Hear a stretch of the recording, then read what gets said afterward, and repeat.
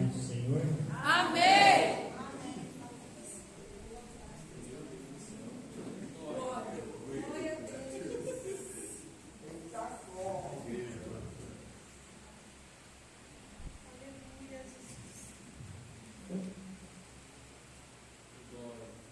Irmãos, quero louvar a Deus por essa rica oportunidade a qual Ele me concede de mais uma vez para poder ministrar a sua palavra. Irmãos, abre comigo o tema dessa noite, segunda carta do apóstolo Paulo, apóstolo Pedro, capítulo de número 2, verso de número 9. Deus é fiel e Ele se faz presente no meio de cada um de nós. Segunda carta de Pedro, capítulo de número 2, verso de número 9. Apenas o verso de número 9 estaremos nós fazendo menção desse verso. Deus é bom e a sua misericórdia dura para sempre. Aleluia, graças a Deus. Irmãos, acharam? Amém. Diz assim a palavra de Deus: assim sabe o Senhor livrar da tentação os piedosos e reserva os injustos para o dia de juízo, para serem castigados. Ainda de pé estarei fazendo uma oração. Senhor meu Deus e meu Pai, através desse altar está o teu filho. Precisa, Senhor meu Deus, da tua misericórdia, do teu Espírito, para poder, Senhor meu Deus, usar a minha vida.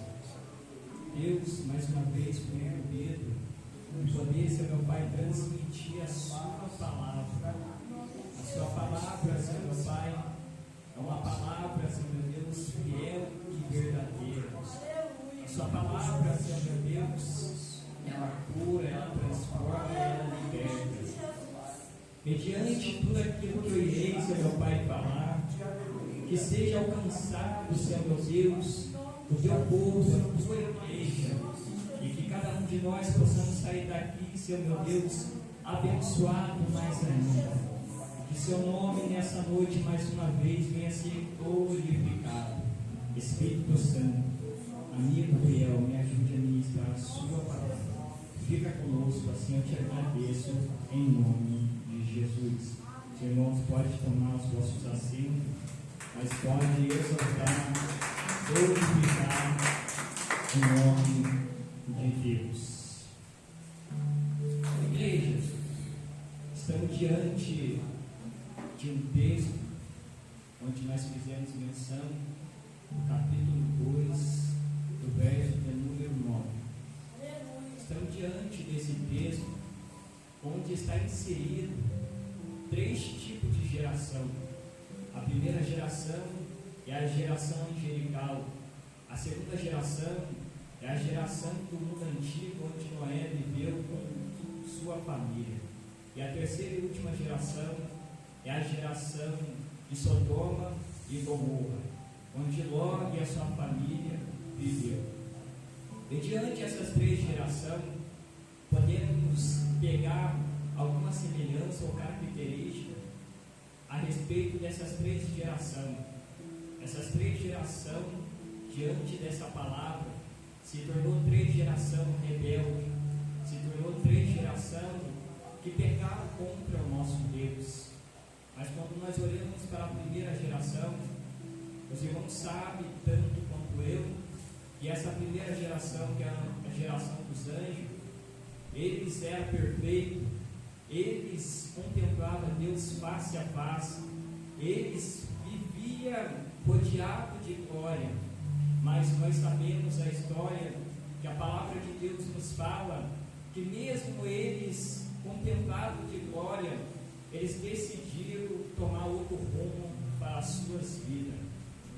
Nós percebemos dentro da palavra do Senhor, nós sabemos que o adversário de nossas almas, ele colocou em seu coração de querer ser semelhante ao nosso Deus. E ele querendo ser semelhante ao nosso todos nós sabemos que ele não queria fazer isso sozinho. Ele agora vai conseguir persuadir uma terça parte dos anjos de Deus para poder ficar do seu lado, até porque ele queria ser semelhante a Deus, ele queria ser adorado igual ao nosso Deus, ele é adorado. Então, ele não satisfeito com o poder que Deus tinha dado para ele, ele não satisfeito com a glória que Deus tinha dado para ele, e mesmo assim, ele queria ser igual ao nosso Deus.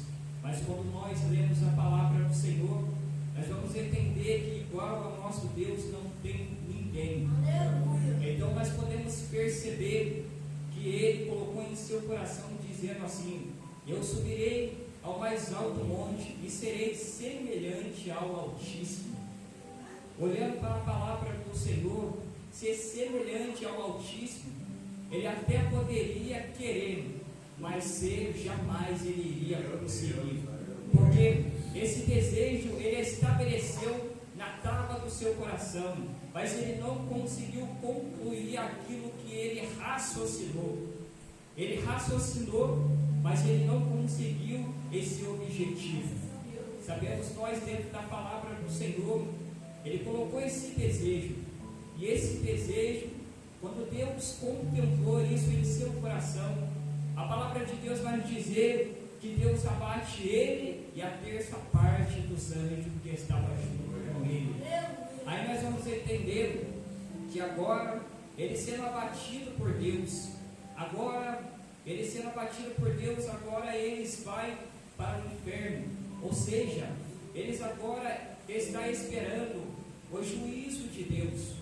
O juízo de Deus, quando acontecer na vida do diabo e na vida daqueles anjos que se rebelaram contra Deus, vai chegar mais cedo ou mais tarde. Quando nós olhamos para a segunda geração, que é a geração aonde Noé viveu no mundo antigo, nós contemplamos uma geração pecaminosa, nós contemplamos uma geração que não estava satisfeito em querer servir ao Senhor. Nós contemplamos uma geração que estava vivendo na concupiscência. Nós encontramos uma geração que estava praticando a iniquidade. Nós contemplamos uma geração que estava fora dos caminhos do Senhor. E Deus, vendo isso, Deus não se contentou com aquilo que eles estavam cometendo. Ou seja, Deus agora contemplou apenas um homem justo. Esse homem se chama Noé. Noé, ele era o pregoeiro da justiça. Então Deus agora vai colocar um desejo no coração de Noé para poder construir o seu projeto. Esse projeto que Deus coloca no coração de Noé é para que Noé venha agora construir uma arca.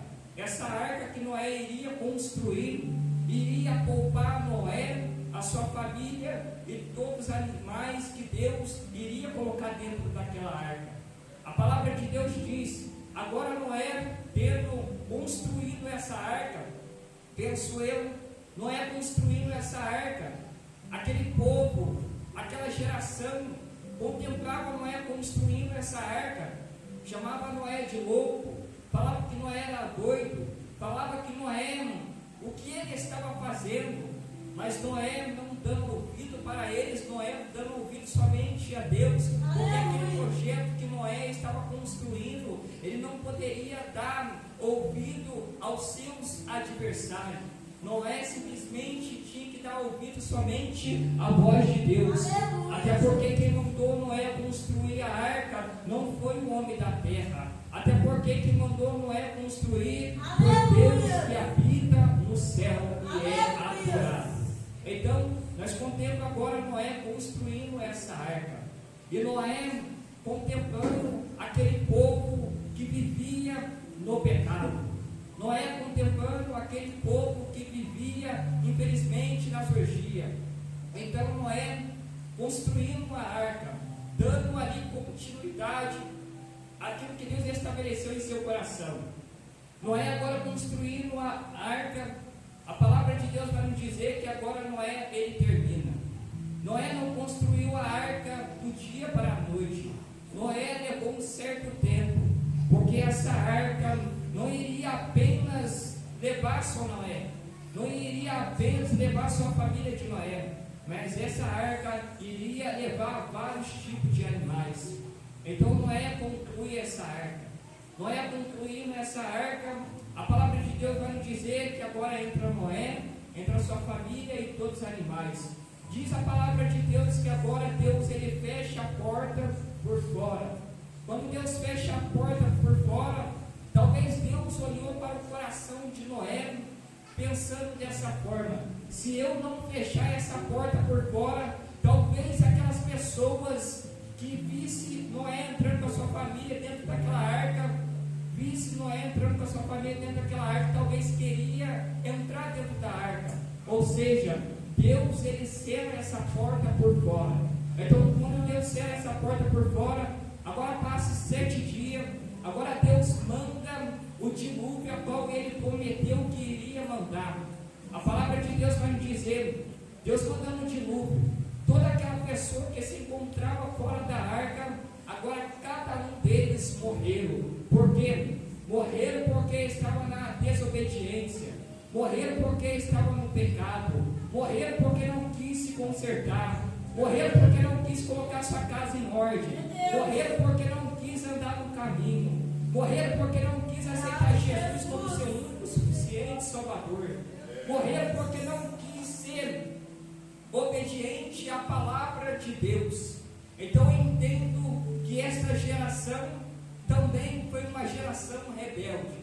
Quando nós olhamos para a última geração, a qual eu citei, é a geração de Sodoma e Gomorra, onde Ló e a sua esposa moravam.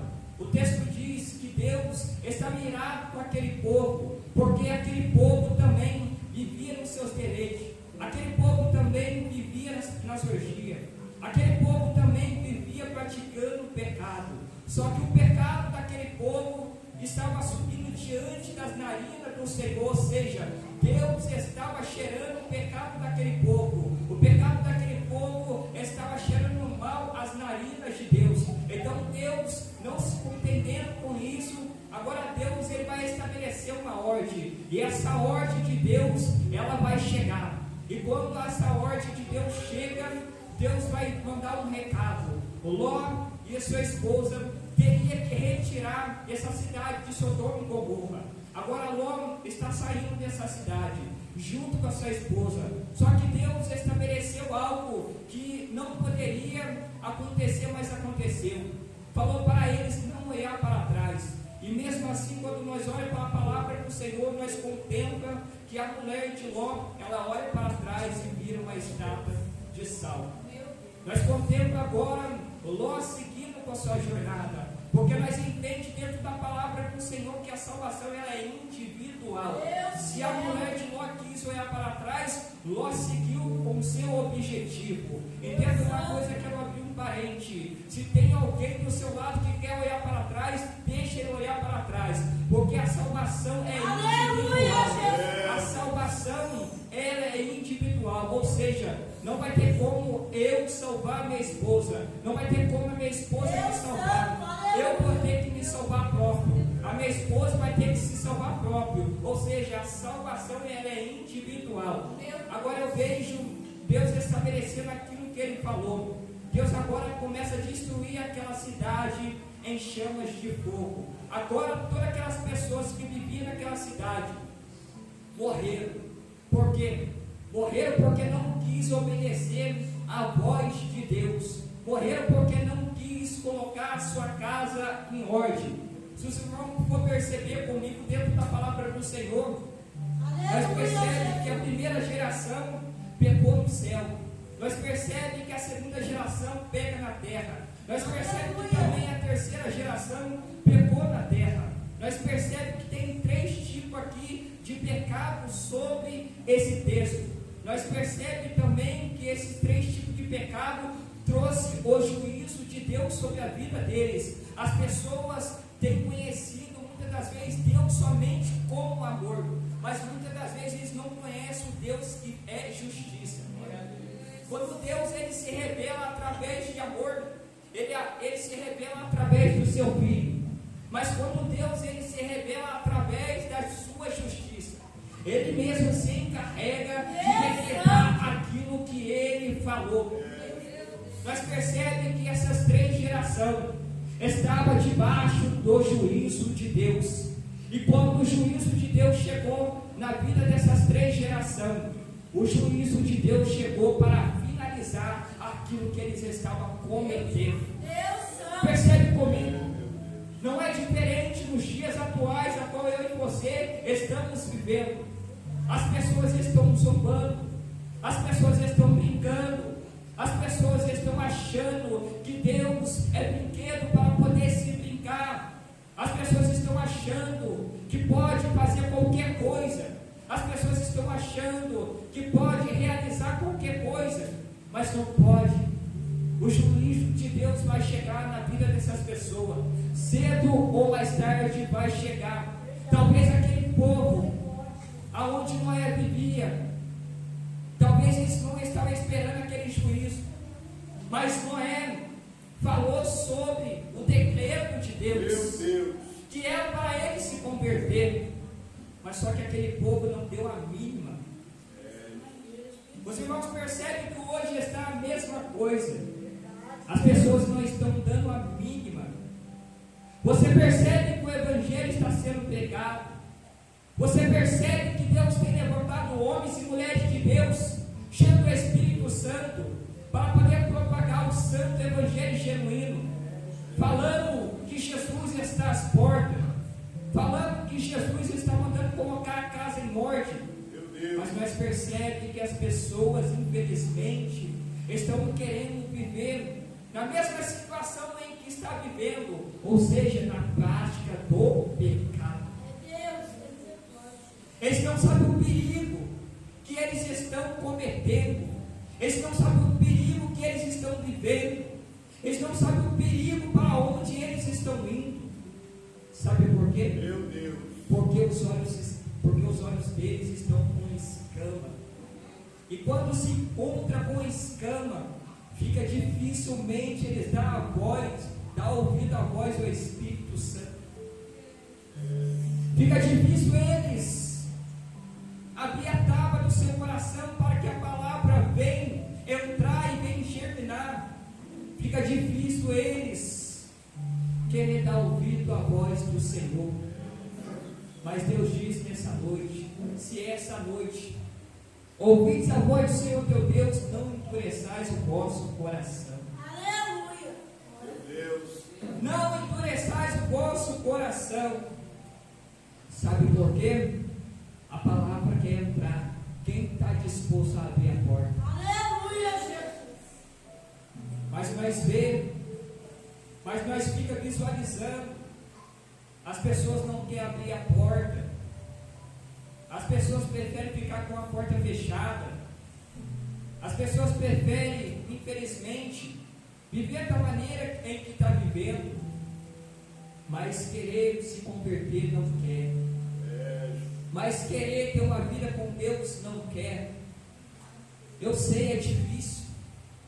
Eu sei, não é fácil. Eu sei, é complicado. Eu sei que não é de qualquer forma. Eu sei. Mas eu também sei, olhando para a palavra do Senhor, que se nós ou essas pessoas não se converterem, o fim delas vai ser triste. Mas não é isso que Deus tem para cada uma dessas pessoas. Porque não foi à toa que Jesus veio a este mundo.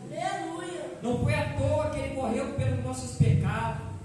Não foi à toa que Ele se fez maldito naquele Calvário por amor a mim e a você. Não foi à toa que o seu sangue foi jorrado na cruz do Calvário. Não foi à toa que Ele carregou uma coroa de espinho. Não foi à toa que transpassaram uma lança em um do seu lado. Não foi à toa que Ele foi cuspido em sua face. Não foi à toa que Ele andou naquela rua, via dolorosa, por amor a mim e você.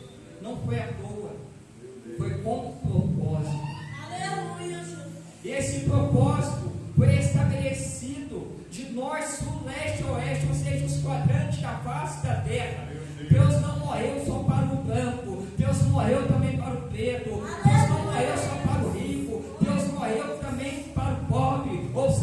Jesus fez a sua parte. Aleluia. Cabe nós fazer a nossa parte. Jesus, ele não morreu à toa. Jesus, ele morreu com um propósito. E o propósito de Jesus era que todos nós pudéssemos ser salvos. E o propósito de Jesus é que todos nós pudéssemos ser salvos.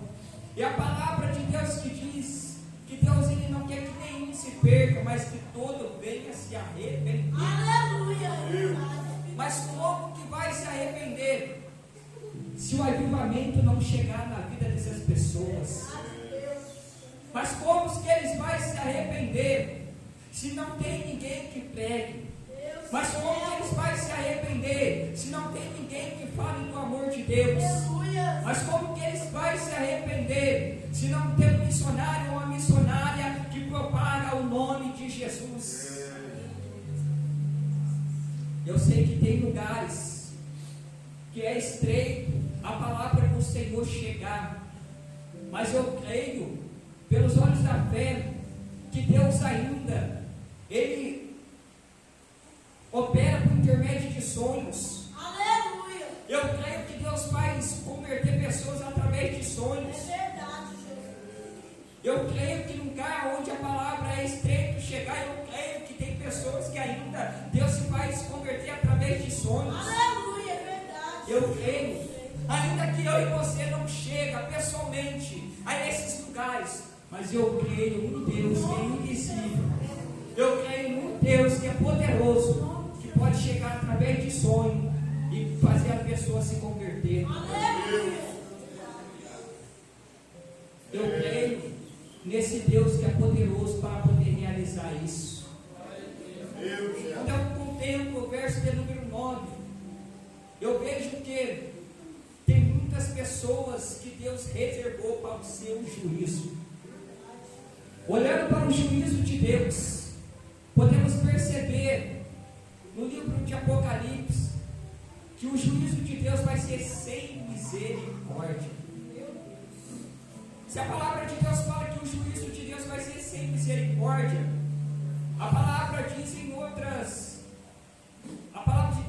em outras palavras, que se o juízo de Deus vai ser sem misericórdia, está dizendo assim: não adianta chorar, não adianta espernear, não adianta querer se arrepender, tinha que se arrepender enquanto ele estava respirando. Aleluia, Espírito Santo. Porque depois que morre não vai ter mais chance.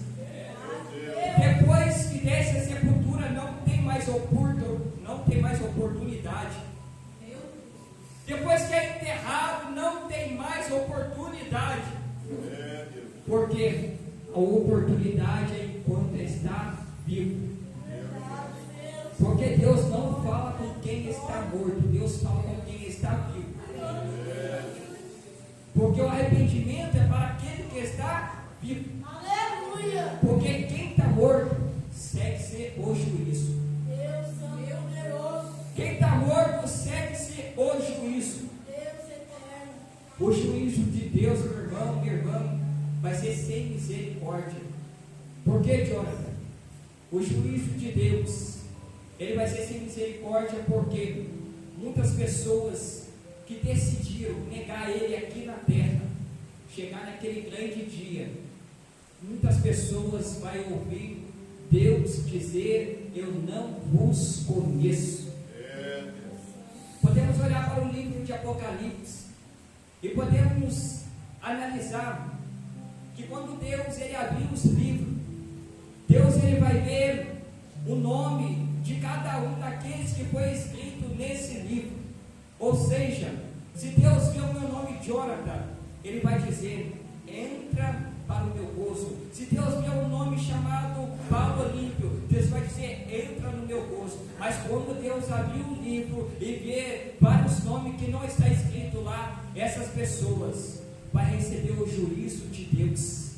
E pensa comigo, meu irmão, pensa comigo, minha irmã, o juízo de Deus, ele vai ser sem misericórdia.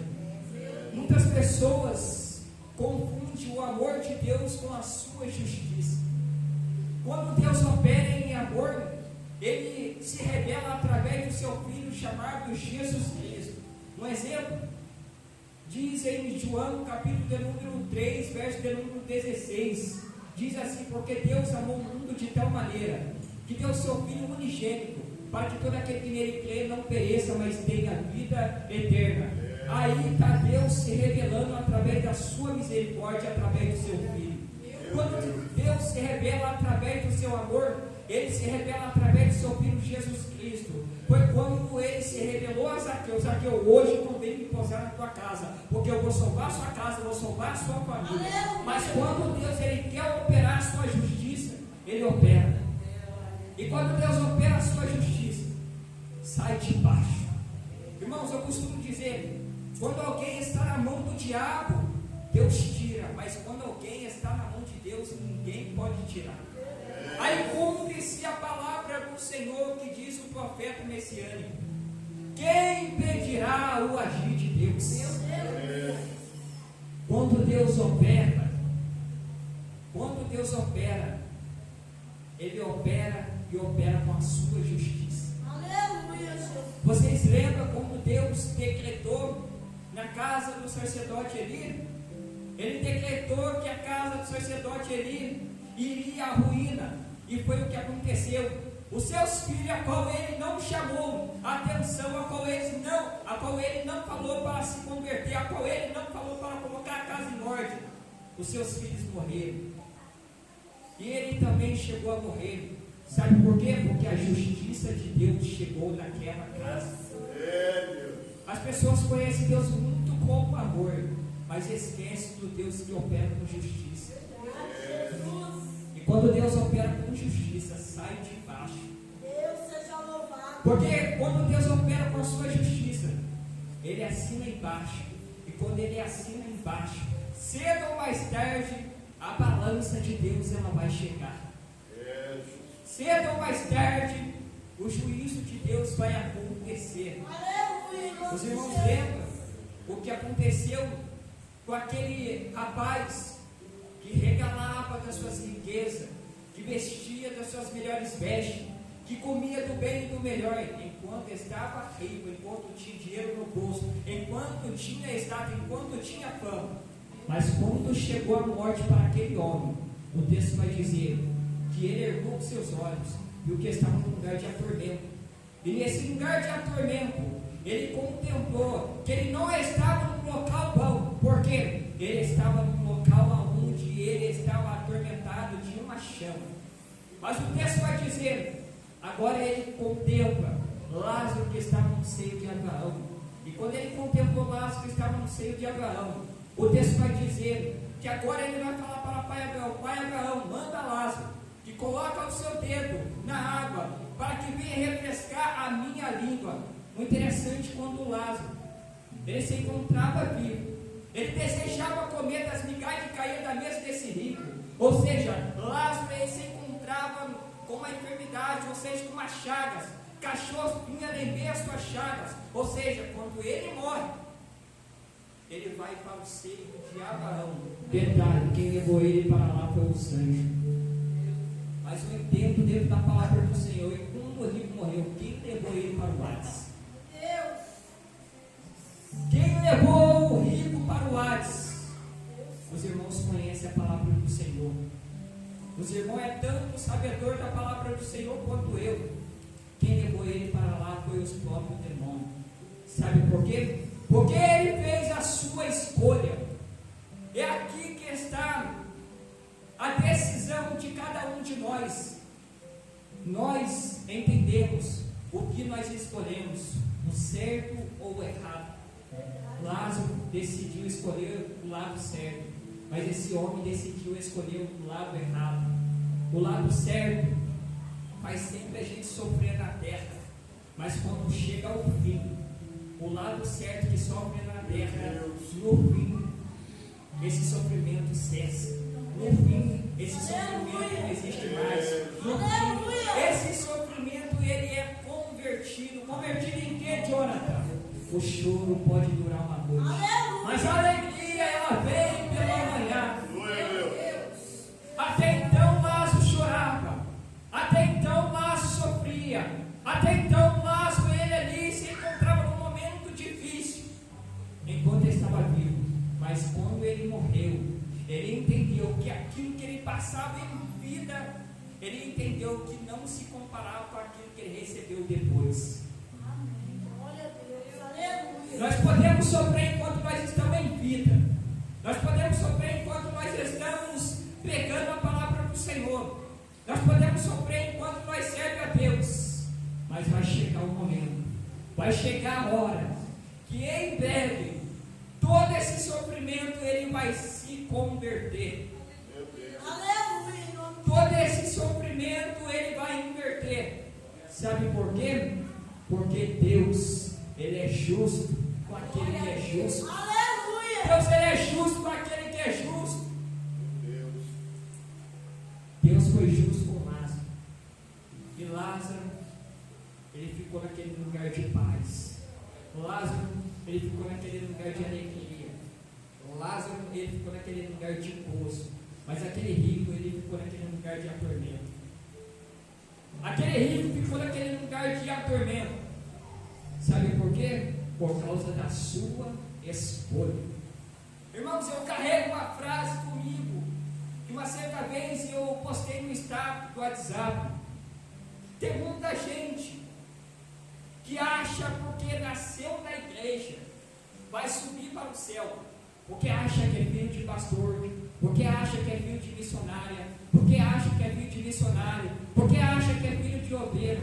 Irmãos, entenda comigo o que eu quero dizer. Tem muita gente que acha porque nasceu na igreja vai subir para o céu. O diabo, ele nasceu no céu e vai ser lançado no lago de fogo. Não é um lugar que determina para onde eu e você vai ir. É eu e você que determina para onde nós queremos ir.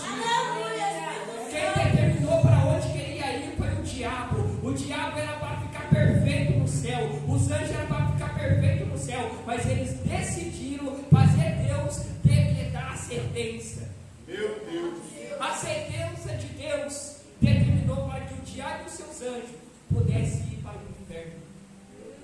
A sentença de Deus